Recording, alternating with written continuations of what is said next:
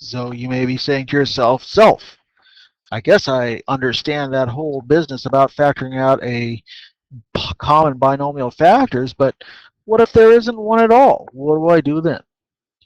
Well, in that case, we can sometimes make our own groups to factor out and find a common binomial if one exists.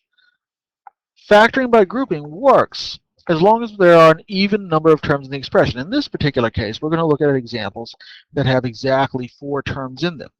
Not every polynomial that contains 4 terms is factorable by grouping, but we should recognize the situation when they are factorable by grouping. So let's look at this first one. We've got 2x cubed minus 3x squared plus 4x minus 6 as our binomials. Now, if we look at each of these things separately, we might see that in the first pair of terms, right, all 4 terms, there's not a common factor, but in the first pair of terms, there certainly is a common factor. We can say that the first pair of terms right here, 2x cubed minus 3x squared, contains x squared as a common factor. Well, x squared times 2x minus 3 is certainly going to give us 2x cubed minus 3x squared. Now we look at the second pair of terms. There's a plus sign between these 2 pairs of terms, so we're going to keep that plus sign for the moment. We're going to say, well, we've got 4x minus 6. What's the common factor of these 2? That's right, it's 2.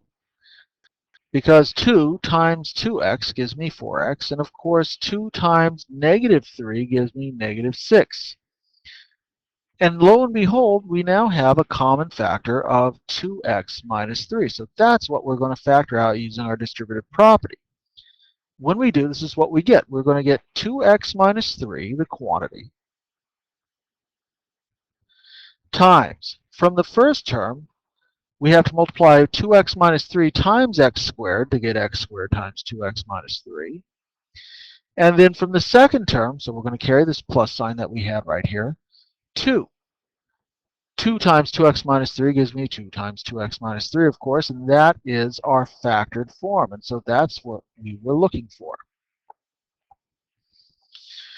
All right, so that may look a little weird, but let's take a look at it again here. We've got 7xy squared minus 3y plus 14xy minus 6, and we'll note that, again, there are no common factors among all 4 of the terms. So instead, what we're going to do is we're going to look for common factors among pairs of terms. So let's look at our first pair of terms. What's a common factor there? Well, sure enough, it just happens to be y, because y multiplied by 7xy is going to give me 7xy squared, and y times 3 is going to give me minus 3y. Again, I'm going to carry my plus sign from between these 2 terms. Now I look at the second pair. 14xy and 6 both share a common factor of 2. So 2 times what gives me 14xy? Answer, 7xy. And 2 times something gives me 6, and that is 3. Well, now we do have a common factor again. This time it's 7xy minus 3. So we factor that out. That's going to give us the quantity 7xy minus 3.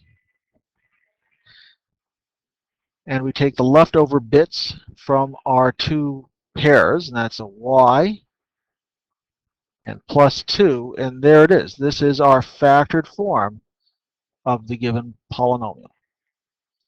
All right, more examples in the next video.